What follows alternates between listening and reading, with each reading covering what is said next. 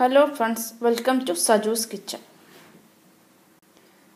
ഇന്ന് ഞാൻ ഇവിടെ ഉണ്ടാക്കാൻ പോകുന്നത് ഒരു പാസ്തയാണ്. റെഡ് സോസിലാണ് ഞാൻ ഈ പാസ്ത ഉണ്ടാക്കുന്നത്.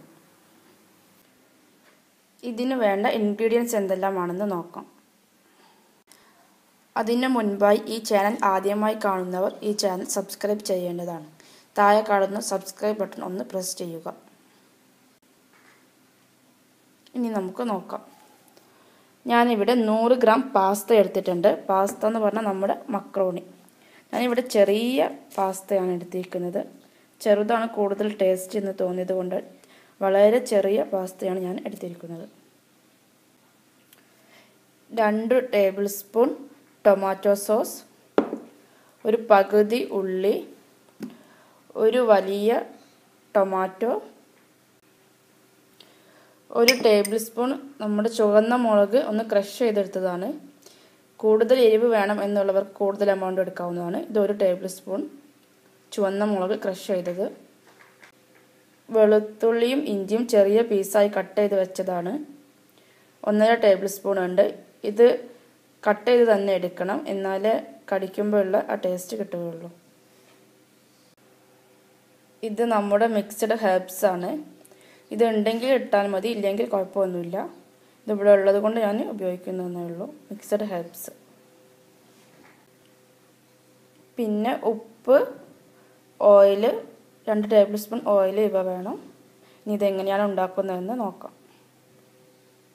ആദ്യം തന്നെ ഞാനിവിടെ എടുത്ത് വെച്ചിരിക്കുന്ന സവാള നല്ല ചെറിയ പീസായിട്ട് ഇങ്ങനെ തുണ്ടായിട്ട് കട്ട് ചെയ്ത് വെച്ചിട്ടുണ്ട്.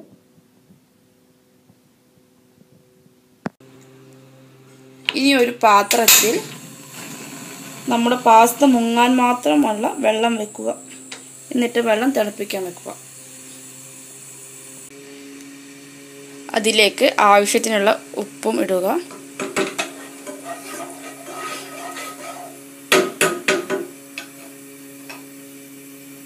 വെള്ളം ഇവിടെ തിളച്ചിട്ടുണ്ട്. ഇനി ഇതിലേക്ക് നമ്മൾ എടുത്തു വെച്ചിരിക്കുന്ന പാസ്ത ഇട്ട് വേവിക്കുക.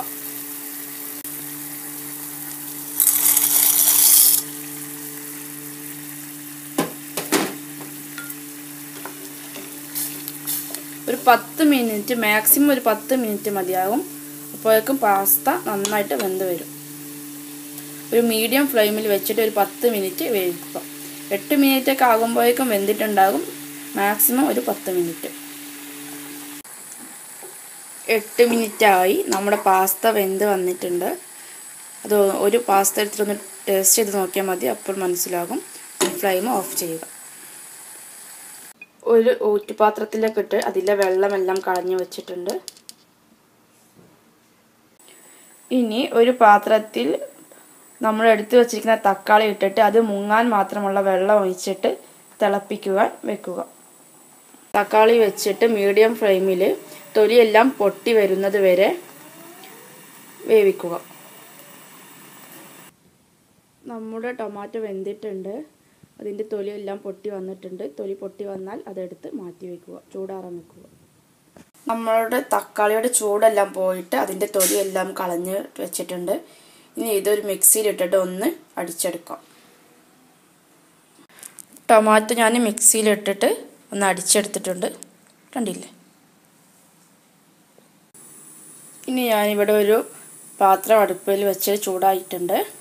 ഇതൊരു ലോ ഫ്ലെയിമിൽ വെച്ചിട്ട് പാത്രം ചൂടായി കഴിഞ്ഞാൽ അതിലേക്ക് 2 ടേബിൾ സ്പൂൺ ഓയിൽ ഒഴിക്കുക. ഞാനിവിടെ ഒലീവ് ഓയിലാണ് ഒഴിക്കുന്നത്. സാധാരണ സൺഫ്ലവർ ആയാലും മതി.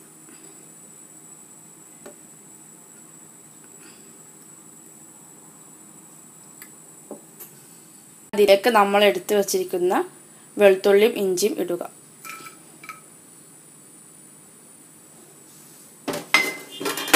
നന്നായി ഇളക്കി കൊടുക്കുക.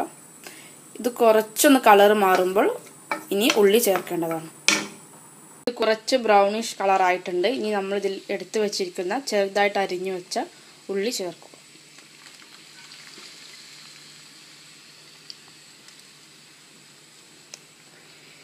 ഇനി നന്നായിട്ട് ഇളക്കി കൊടുക്കുക. ഇതൊന്ന് ഇളക്കി കൊടുക്കുക. കുറച്ച് കളർ മാറിയാൽ മതി, ഒരുപാട് നേരം വേണ്ട.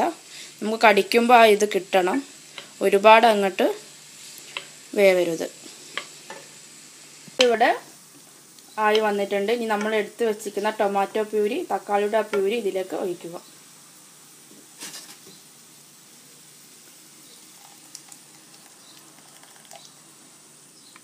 തക്കാളിക്ക് കളറ് കുറവാണ്, അതുകൊണ്ടാണ് ഈ കളറിൽ കാണുന്നത്.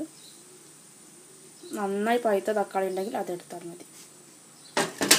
നന്നായിട്ട് ഇളക്കി കൊടുക്കുക.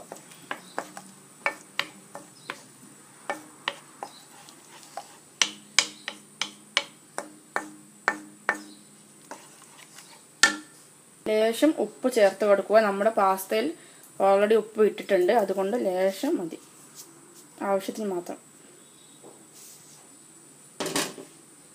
നന്നായി ഇളക്കുക. ഇനി നമ്മൾ വെള്ളം വാർന്ന് വെച്ച പാസ്ത ഇതിലേക്ക് ഇടുക.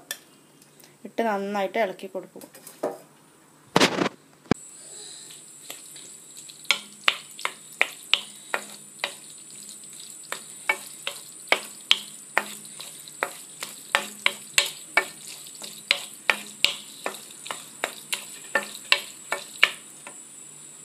ഇനി ചുവന്ന മുളക് ക്രഷ് ചെയ്തത് ഇതിലേക്ക് ഇട്ട് കൊടുക്കുക.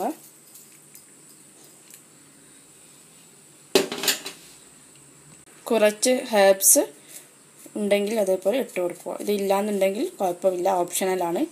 ഉണ്ട് എന്നുണ്ടെങ്കിൽ കുറച്ച് ഹെർബ്സും കൂടി ഇട്ട് കൊടുക്കുക. ഇനി നന്നായി ഇളക്കുക. കൂടുതൽ എരിവ് വേണം എന്നുള്ളവർക്ക് കുറച്ചും കൂടി മുളക് ചേർക്കാവുന്നതാണ്. ഞാനിവിടെ 1 ടേബിൾ സ്പൂൺ. എല്ലാം കൂടെ എന്നിട്ട് ഒരു മിനിറ്റ് ഒന്ന് ഇളക്കി കൊടുത്താൽ മതി. എന്നിട്ട് ഫ്ലെയിം ഓഫ് ചെയ്യുക. നമ്മുടെ പാസ്ത ഇവിടെ റെഡി ആയിട്ടുണ്ട്. കുറച്ച് ചീസ് ചുരണ്ടി എടുത്തത് ഇതിൻ്റെ മുകളിൽ വിതറി കൊടുക്കാം. ഇത് തികച്ചും ഓപ്ഷണലാണ്.